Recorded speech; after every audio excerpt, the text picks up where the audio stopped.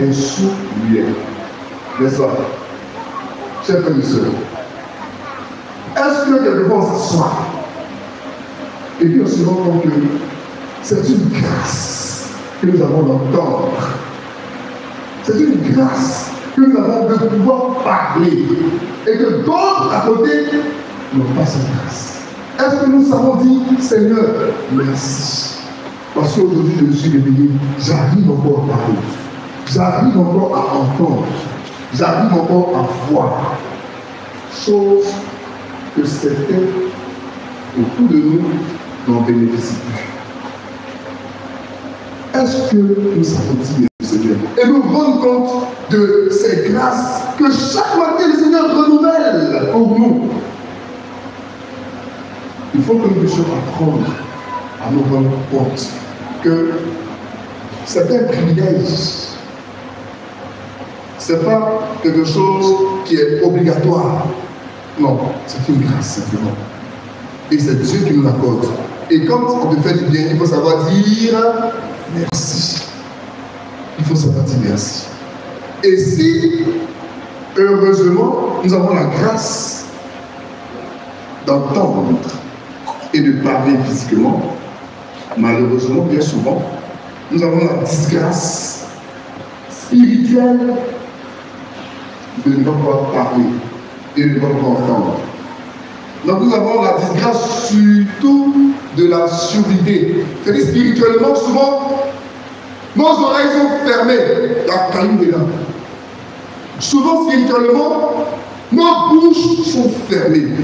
Pourquoi le dire?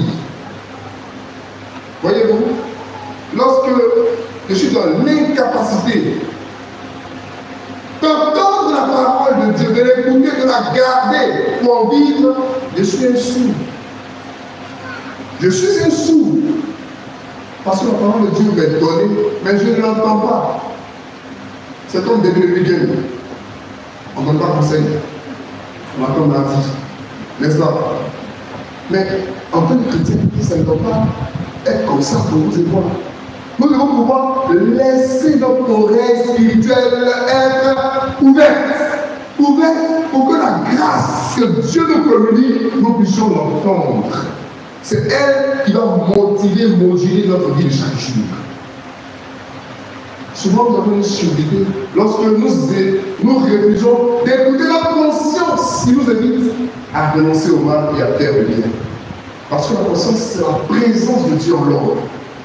La présence naturelle de Dieu en l'homme, c'est la conscience. C'est pourquoi même quand on n'est pas chrétien, on peut être sauvé parce que Dieu est présent dans notre conscience. Et quand tu fais quelque chose qui n'est pas bon, même quand tu n'es pas chrétien, tu sais que ce n'est pas bon. Mais quand ta conscience te parle, est-ce que tu l'écoutes? Est-ce que tu renonces à ce mal pour faire le bien que ta conscience te dit de faire? Si tu fais le bien, rends grâce à Dieu. Mais si tu refuses d'écouter ta conscience, tu es un sourd. Nous sommes des sourds lorsque nous agissons ici. Frères et sœurs, lorsque je suis incapable de parler avec mon frère, échanger avec mon frère, ma soeur, discuter sans pouvoir l'interrompre, prendre le temps de l'écouter jusqu'à la fin, et puis moi aussi parler, je suis un sourd. Pourquoi? Parce que je ferme spirituellement mon oreille. Je refuse d'écouter l'autre. Je veux qu'il m'écoute, mais moi, je refuse. Lorsque je suis incapable de discerner le besoin de l'autre à côté de moi, je suis un sourd. Voici autant de mode et de type de surdité spirituelle dont nous vivons.